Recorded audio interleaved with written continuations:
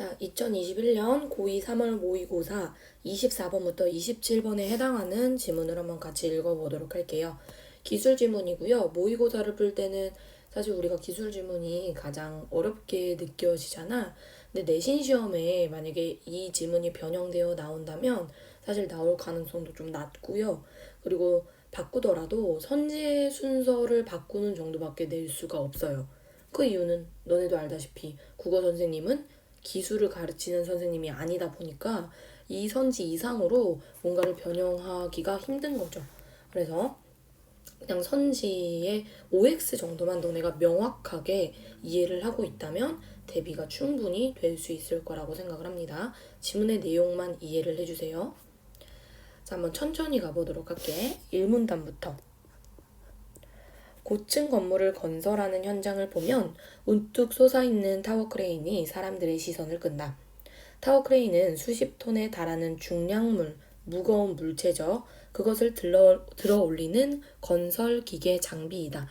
우리 사실 타워 크레인 모르는 사람 없잖아. 그래도 개념이 나왔으니까 일단 밑줄을 칠게요. 타워 크레인이라는 건 무거운 물체를 들어 올리는 기계구나 라는 거 정도. 그렇다면 타워 크레인은 어떻게 수십 톤의 무거운 건설 자재를 들어 올릴 수 있는 것일까? 여기가 바로 메인 미션이죠. 우리는 그러면 타워 크레인이 무거운 걸 올리는 그 원리에 대해서 체크를 잘해야 하는 거죠. 자, 그 원리에 대해서 한번 보도록 할게요. 자, 타워 크레인은 그림과 같이 기초부, 마스트, 텔레스코핑 케이지, 운전실, 지부, 트롤리, 후크 블록 등으로 구성이 된다. 자, 원래 모의고사에서 이런 구성 요소가 나오면 여기는 문제로 나오겠구나 라고 생각을 해줘야 돼요. 내용 일치로 나올 가능성이 굉장히 높은 부분인 거죠. 자, 그럼 하나씩 한번 볼게요. 기초부는 타워 크레인을 지지하는 부분이라고 합니다. 여기 밑에 있네요. 얘는 타워 크레인을 딱 지지하는 부분이래. 그리고 마스트, 원래 마스트가 영어로 기둥이란 뜻이잖아. 똑같이 타워 크레인을 지지하는 기둥이다 라고 되어 있습니다. 여기 있네요. 그림에서 보다시피 정말 그냥 기둥을 드러낸다는 걸 알 수가 있고요. 텔레스코핑 케이지는 타워 크레인의 높이를 조절하는 장치래. 그리고 유압 장치를 통해서 운전실을 들어 올린 후에 마스트와 운전실 사이의 빈 공간에 단위 마스트를 끼워 넣어서 높이를 조절한대요. 좀 문장이 좀 길죠. 어차피 기억은 잘 못할 거예요. 텔레스코핑 케이지가 여기래, 여기래요. 근데 여기는 높이 조절 장치래. 높이 조절. 그래서 운전실을 들어 올린대요. 운전실은 여기네요. 그럼 얘가 이렇게 운전실을 들어 올려서 여기에다가 단위 마스트를 끼워 넣는데요. 뭐 요쯤에 단위 마스트를 끼워 넣겠지. 그래서 결국에 단위 마스트를 끼워 넣어서 결국에 운전실과 이 텔레스코핑 케이지 사이의 높이를 조절한다라고 되어 있네요. 자, 세 번째. 운전실은 타워 크레인을 제어하는 곳으로서 그 아래에는 중량물을 수평으로 이동시키는 선의 장치가 있고 상단의 타워에 대해는 지부의 인장력이라는 건 옆으로 끌어당기는 힘이잖아. 그걸 보강하는 그리고 그걸 하면서 평형 유지를 돕는 타이바가 연결되어 있대요. 자, 운전실은 여기 있었네요. 운전실은 타워 크레인을 제어하는 기능을 하고 그리고 타워 헤드에는 인장력을 보강하면서 평행 이동을 하는 타이바가 있대요. 그럼 여기 위에 있는 타이바는 평형을 유지하는 애구나. 그리고 선의 장치도 방금 나와 있었죠. 아래에 있는 선의 장치는 수평으로 이동시키는 애구나. 그냥 이 정도로. 쌤은 지금 여기 밑에다가 적고 있잖아. 근데 이거는 공부하는 거니까 지금 적고 있는 거고요. 실제로 모의고사를 풀 때 여기에다가 적는 건 좀 시간이 드는 일이기는 하지. 근데 내가 여기가 나올 걸 확실하게 알고 있고 그리고 좀 꼼꼼하게 읽으면서 풀고 싶다라고 하는 친구들은 이렇게 적으면서 찍어도 괜찮습니다. 이렇게 적어도 푸는 것도 좋은 방법 중에 하나예요. 근데 어차피 다시 여기를 돌아와야 된다는 거 그거는 잊으면 안 돼요. 지부는 카운터 지부와 메인 지부가 있는데 그 중에서도 카운터 지부는 길이가 짧고 평형추가 고정이 되어 있대요. 여기 지금 보면 카운터 지부가 여기 있네. 진짜 길이가 좀 짧죠? 그리고 여기에 평형추가 있대요. 평형추가 있네. 그리고 마지막 메인 지부는 길이가 길고 들어 올리는 기능을 한대요. 여기 있네요. 정말 길이가 길죠? 여기가 카운터 지부인 거고 여기가 메인 지부였던 거야. 그리고 마지막 트롤리는 메인 지부의 레일을 통해서 중량물을 수평으로 이동시킨대요. 트롤리는 수평 이동하는 애인가 봐. 그러면 여기에 있는 구성 요소들에 대해서 이미 지문에서 다 설명을 해줬어. 자, 그럼 우리 24번 문제 바로 가보도록 할게요. 타이바는 길이가 다른 두 개의 지부, 여기서 말하는 길이가 다른 두 개의 지부는 메인 지부와 그리고 카운터 지부를 말하겠지. 이 메인 지부와 카운터 지부가 기울어지지 않도록 하는 역할을 한다. 자, 그러면 타이바 있는 곳으로 가보세요. 타이바는 평형 유지를 돕는다 라고 되어 있었죠. 그러면 타이바가 평형 유지를 돕는다라는 건 결국에 한쪽으로 기울어지지 않도록 한다는 거니까 1번은 맞네요. 여기가 24번에 1번 선지에 대한 근거가 있었던 부분이고요. 2번. 타워 크레인으로 들어올린 중량물을 수평 이동은 트롤리와 선해 장치에 의해 이루어진다. 그럼 우리는 트롤리도 한번 봐야 되고 선해 장치도 한번 봐야겠지. 선해 장치는 수평으로 이동시킨다 라고 되어 있네요. 24번에 2번 근거 있고요. 그리고 트롤리도 중량물을 수평으로 이동시킨다 라고 여기 있었네요. 여기서 24번에 2번 선지의 근거도 찾을 수가 있습니다. 2번도 맞고요. 아직 3, 4, 5는 확인하기가 어려울 것 같습니다. 자, 그럼 내려가 보도록 할게요. 자, 또 다른 미션이 하나 나와요. 카운터 지부와 메인 지부의 길이가 다름에도 불구하고 지부가 한쪽으로 기울어지지 않고 평형을 이룰 수 있는 것은 무엇 때문일까? 그것은 바로 지뢰의 원리로 설명할 수 있다. 지뢰에는 작용점, 받침점, 힘점이 있는데 작용점에 가하는 힘을 대문자 F, 작용점에서 받침점 거리를 대문자 D, 힘점에 작용하는 힘을 소문자 F, 힘점에서 받침점까지의 거리를 D라고 할 때 FD는 FD다. 그러면 평형을 이룰 수 있대요. 이 지뢰의 원리는 모의고사에서도 여러 번 출제가 되었던 요소지. 그래서 기본적으로 배경 지식으로 알고 있으면 좋아요. 과학 시간에 배울 수도 있는 거고요. 자, 이렇게 시소 같은 지뢰가 있다고 생각해 볼게요. 여기가 작용점이라고 한번 해볼게. 그러면 여기에 가하는 힘이 F고 그리고 이 작용점과 받침점 사이의 거리를 대문자 D라고 하고 그리고 여기가 이제 힘점이겠죠. 힘점은 소문자 F고 여기까지의 거리가 D라고 한다면 FD는 FD 이게 가능할 때 평형을 유지한다 라는 거겠죠. 그렇죠? 자, 작용점이라는 건 예를 들어 여기에 뭐 내가 물체 하나를 올려놨을 때 여기가 기울어질 거 아니야. 이쪽으로 작용점 쪽으로. 그때 내가 소문자 F만큼의 힘을 가하면 평형을 이룬다라는 거죠. 이거는 이제 손으로 누른다든가 그런 힘을 말하겠지. 마찬가지로 타워 크레인의 평형추가 작용점, 운전실이 받침점, 트롤리는 힘점에 해당한대요. 그러면 여기서 여기 똑같이 여기가 받침점이지. 여기는 굳이 따지자면 타워 크레인으로 쳤을 때 운전실의 기능을 한대.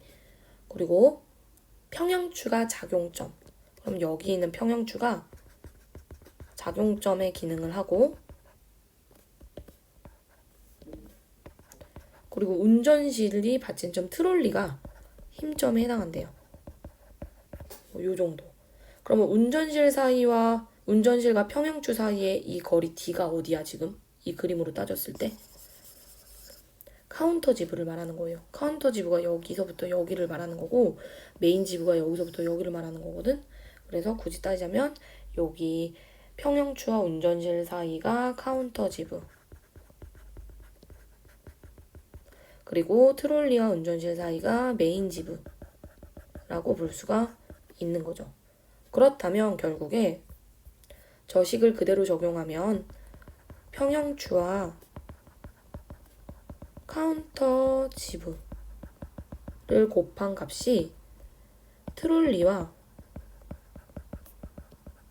메인 지브를 곱한 값과 같아야 되겠네요. 그쵸? 평형추가 F, 카운터 지브가 D, 트롤리가 소문자 F, 메인 지브가 소문자 D가 되겠네.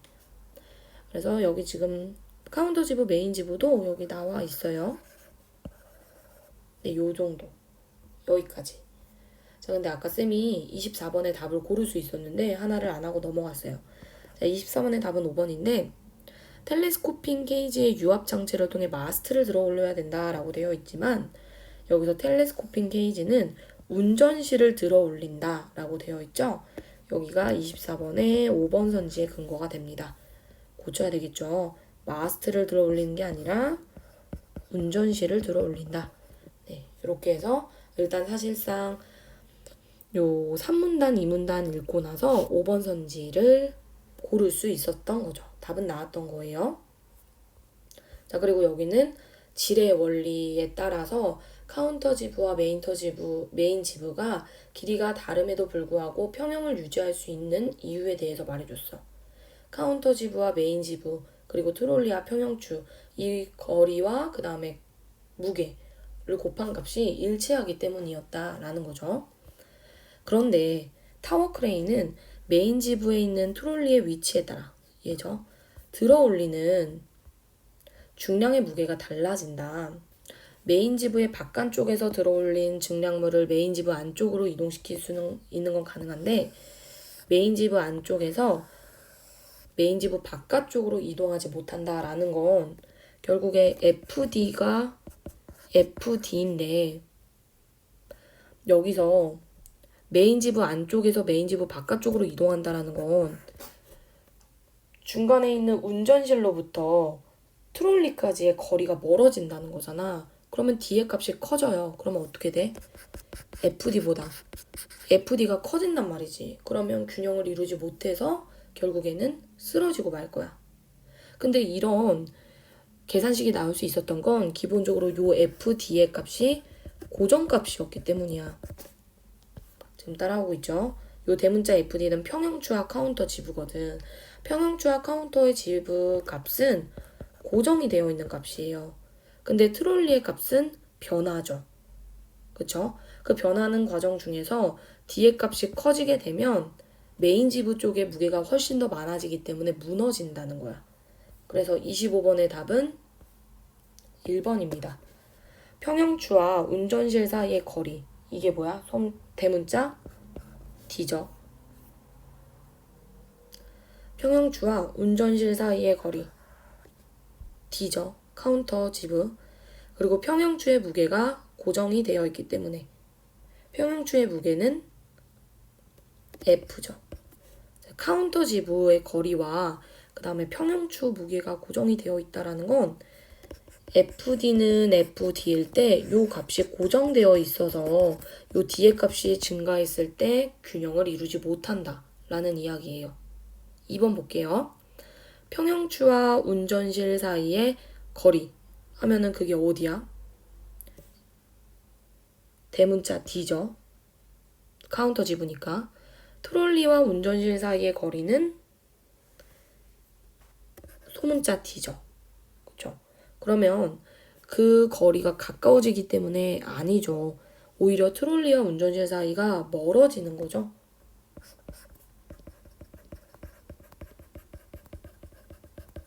지금 쌤이 하는 말 무슨 말인지 이해하지?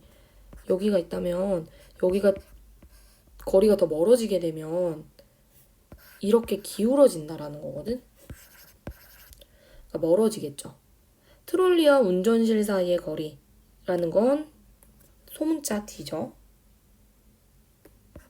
그 거리가 멀어질수록 힘점과 받침점. 자, 여기서 받침점은 누구야?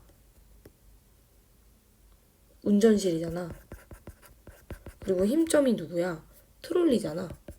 쌤이 그려준 그림과 비교해서 보세요. 트롤리와 운전실 사이의 거리는 당연히 더 멀어지는 거죠.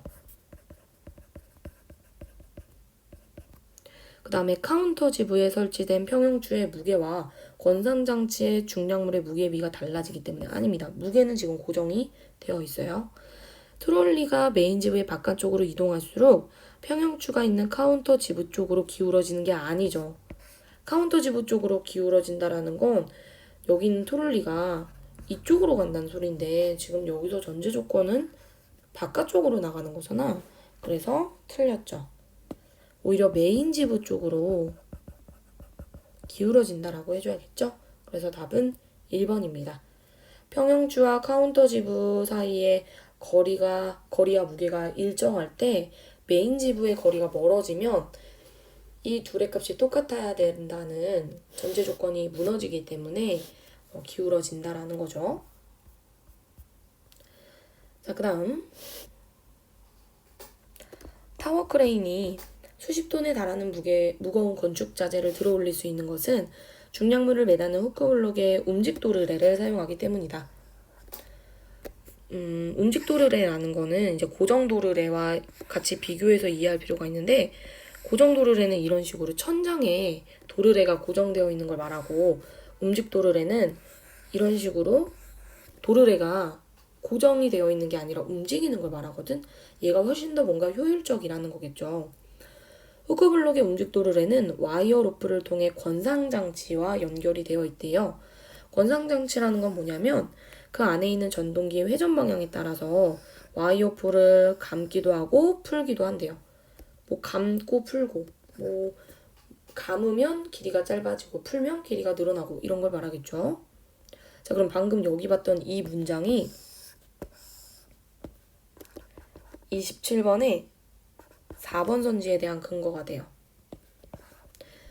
권산장치에 있는 전동기의 회전 방향이 반대가 되는 건 들어올릴 때와 내릴 때 방향이 달라지기 때문에 라는 거. 자, 내려갈게요. 도르래를 사용할 때 역학관계는 당연히 이런 건 문제 나오죠. 일의 양은 줄을 당긴 힘 곱하기 감아 올린 줄의 길이로 나타낼 수 있다. 이런 건 나와요, 그냥. 일의 양은 줄을 당기는 힘 곱하기 줄의 길이로 나타낼 수가 있다. 근데 이게 값이 같을 때 역학관계가 이루어진다는 거죠. 동일한 물체의 무게를 들어올린 높이가 같다면 권산장치가 물체를 들어올리기 위해 한 일의 양이 같대요. 자, 그럼 여기서 또 알 수 있는 건 높이가 같다라는 건 결국에 일의 양이 같다 라는 말로 퉁칠 수 있다고 하네요. 그런데 고정 도르래만 사용할 때와 비교했을 때 움직 도르래 한 개를 사용하여 지상에서 같은 높이로 물체를 들어 올리면 일의 양은 같지만 도르래 양쪽으로 물체의 무게가 분산되기 때문에 물체를 들어 올리는 힘의 크기는 2분의 1로 줄어들고 그리고 감아 올린 줄의 길이는 2배로 길어진다. 자, 방금 위에 요 계산식 있잖아. 요 계산식에 대입해보면 움직 도르래를 사용하면 줄을 당기는 힘은 2분의 1이 되지만 줄의 길이가 그만큼 2배가 되기 때문에 같은 일을 하더라도 내가 줄을 당기는 데 드는 힘이 훨씬 더 2분의 1로 줄어드는 거예요. 고정 도르래에 비해서. 하지만 쭉 내려갈게요. 권상장치가 감아 올리는 와이어 로프의 길이는 더 길어지게 된다. 하지만 여러 개의 움직 도르래를 사용하게 되면 와이어 로프가 꼬여서 손상되는 일이 발생할 수 있다. 이게 24번의 3번 선지 근거가 되네요. 자, 그러면 문제를 풀어보도록 할게요. 뒤에 26번 문제. 자, 지금 보기에 1번은 고정 도르래가 있고요. 그 다음에 B는 딱 봐도 움직 도르래가 2개야. 훨씬 더 힘이 덜 드는 건 B일 거예요. 그쵸? 자, 우리가 앞에서 봤던 계산식은 1의 양이 힘 곱하기 길이라는 거랑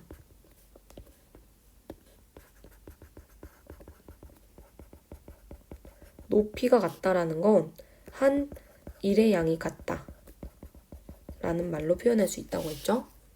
자, 보기 2를 볼게요. A, B를 이용해 같은 무게의 중량물을 각각 들어 올릴 때 와이어 로프의 길이가 같다면 사용한 힘의 크기는 A가 클까 B가 클까 라는 거거든. 자, 지금 여기서 조건이 길이가 같대. 자, 근데 알잖아. 움직 도르래는 고정 도르래에 비해서 힘의 양이 2분의 1이 감소해요. 자, 그러면 내가 해야 하는 일의 크기는 누가 더 커? 내가 줘야 하는 힘의 크기는 누가 더 큰 거야? A가 더 큰 거죠. 그쵸? 왜냐면 얘가 움직 도르래잖아. 움직 도르래가 더 많아진다라는 건 얘는 내가 들이는 힘의 크기가 점점 작아진다는 거거든.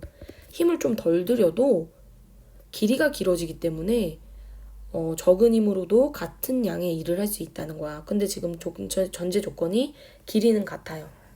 그랬을 때 B에 들어가는 힘의 양은 2분의 1로 줄어든다라고 질문에서 나왔잖아. 그러니까 기본적으로 내가 더 들여야 하는 힘의 크기는 A가 B보다 큰 거죠. 그러니까 A는 힘을 내가 더 써야 돼. 더 써야 되는 거예요. 근데 둘이 A가 지금 B보다 힘의 크기가 더 많이 드는데 중량물의 높이를 구하래. 근데 아까 높이가 같다라는 건 1의 양이랑 같다 했잖아. 그러니까 중량물의 높이는 1의 양으로 표현할 수 있거든. 근데 보세요. 자, 지금 B는 힘이 2분의 1로 줄어들었어. 그러면 1의 양이 A에 비해서 2분의 1로 줄어들겠죠. 그러면 1의 양도 지금 누가 더 큰 거야? A가 더 큰 거겠죠. 그래서 답은 1번입니다. 자, 다시 한번 설명해 줄게요. A는 고정 도르래를 위주로 사용하는 거고, 그리고 움직 도르래라고 해봤자 지금 하나밖에 없어. 근데 B는 움직 도르래가 2개나 있죠. 그쵸? 근데 아까 지문에서 움직 도르래를 사용하면 힘의 크기가 2분의 1로 줄어든다라고 했었어.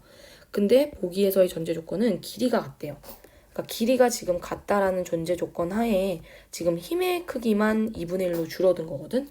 그럼 어쨌든 A가 B보다 힘의 크기가 2배나 더 드는 거야. 그러니까 2분의 1은 B가 더 작게 힘을 들여도 된다는 거거든. 그래서 힘의 크기는 A가 훨씬 더 많이 드는 거고요. 그리고 높이가 같다라는 건 한 일의 양이 같다는 거기 때문에 지금 B가 힘의 크기가 2분의 1로 줄었죠. 그러면 한 일의 양도 B가 2분의 1 더 작을 거야. 그래서 답은 1번이 됩니다. 27번은 답은 2번인데 이건 안 할게요.